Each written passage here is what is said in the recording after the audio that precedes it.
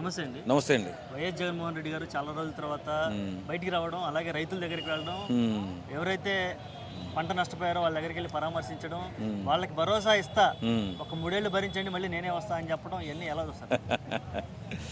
ఇప్పుడు అక్కడికి వెళ్ళినప్పుడు భరోసా మాత్రమే ఇవ్వాలి, అంతే తప్ప పగటి కళ్ళ కనకూడదు. పగటి కళ అది. ఇప్పుడు ఆయన ఎలా వస్తాడండి, ఏ రూపేణ వస్తాడు?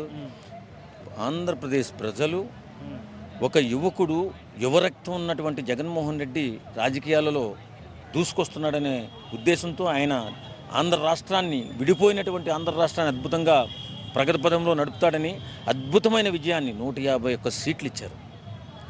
ఆ సీట్లు ఇచ్చిన తర్వాత అతను ఒక కోమాలోకి వెళ్ళిపోయాడు, ఒక డ్రీమ్లోకి వెళ్ళిపోయాడు. అసలు నేను గొప్ప దేవుళ్ళు అంటున్నా అని.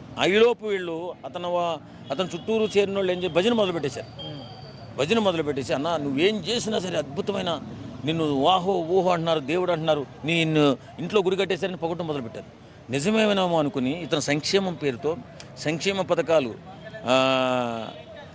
బటన్స్ నొక్కుతూ అందరికీ అందించాడు. ఓన్లీ పడుకోవడం, లేవడం, బటన్ నొక్కడం సంక్షేమ పథకం రూపంలో పేద ప్రజలకు అందించాడు, అరగనోడికి అందించాడు, అరిగినోడికి అందించాడు, అవసరం ఉన్నవాడికి అందించాడు, అవసరం లేనివాడికి కూడా అందించాడు. అలాగే ఒక సంక్షేమాన్ని నమ్ముకుని పూర్తిగా రాష్ట్రాన్ని అభివృద్ధి లేకుండా సర్వనాశనం చేసేసాడు. ఇలాంటి తరుణంలో ఇప్పుడు యువకులు కోరుకునేది ఏంటి? భవిష్యత్తు కావాలంటే ఉద్యోగం రావాలంటే ఫ్యాక్టరీలు కానీ ఐటీ కంపెనీలు కానీ మన రాష్ట్రంలో ఉండాలి. మన రాష్ట్రంలో ఉంటే యువతకి ఉద్యోగాలు వస్తాయి. అలాంటప్పుడు యువత అంతా కూడా ఇతర రాష్ట్రాలు వెళ్ళిపోయింది. ఇప్పుడు ఆంధ్రప్రదేశ్లో యువతే లేదు. చదువుకున్న ప్రతి ఒక్కడు కూడా బెంగళూరు, మద్రాస్, లేకపోతే మన హైదరాబాద్, ఇలా చుట్టుపక్కల రాష్ట్రాలన్నీ చెల్లాచెదరైపోయారు. మరి రేపొద్దున 3.5 సంవత్సరాలతో ఎలక్షన్ వచ్చిన తర్వాత వాళ్ళు వచ్చి జగన్మోహన్ రెడ్డి గారు మాకు మంచి చేశాడండి అని ఓట్లు వేసి గెలిపిస్తారా? ఎందుకు గెలిపిస్తారు? ఇప్పుడు ఒక పరిణితి చెందిన రాజకీయ నాయకుడు చేయవలసిన పని ఏంటంటే, కష్ట నష్టాలు ఉన్నా సరే కానీ సంక్షేమంతో పాటు అభివృద్ధిని కూడా కలగనాలి.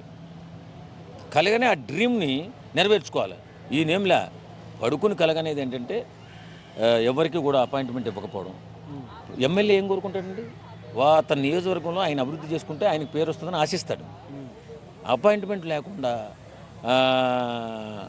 మంత్రులకు అపాయింట్మెంట్ లేకుండా చాలా అధ్వానమైనటువంటి పరిపాలన జరిగింది. ఈ క్రమంలో వచ్చినటువంటి కూటమి ప్రభుత్వం దాన్ని ఇప్పుడిప్పుడే గాడిలో పెడుతున్న సందర్భం. అది గాడిలో పడిన తర్వాత అప్పుడు భవిష్యత్తు ఏం ఆలోచిస్తారో ప్రజలు, వీళ్ళు బాగా చేస్తే వీళ్ళకి ఇస్తారు, లేకపోతే యథారాజా తథా ప్రజ, మనమేం చేయలేం. కానీ జీవితంలో, లైఫ్లో ఆంధ్ర ప్రజలు జగన్మోహన్ రెడ్డి గారిని నమ్మే పరిస్థితి లేదు. ఎందుకంటే పరిపాలన దక్షత లేదు, పరిపాలన అవగాహన లేదు. ఆయన ఈ రకంగా చేస్తే ఇలా డెవలప్ అవుతుందనే ఆలోచన కూడా లేదు. కనీసం రోడ్లు కూడా చేయలేకపోయాడు ఆయన. ఇంకెలా వస్తాడు? అయితే మరి ఆయన చెప్తున్న మాటలని లైట్ తీసుకోవాలంటారా? ఆయన పగటి కళ అనుకోవాలి అంతే.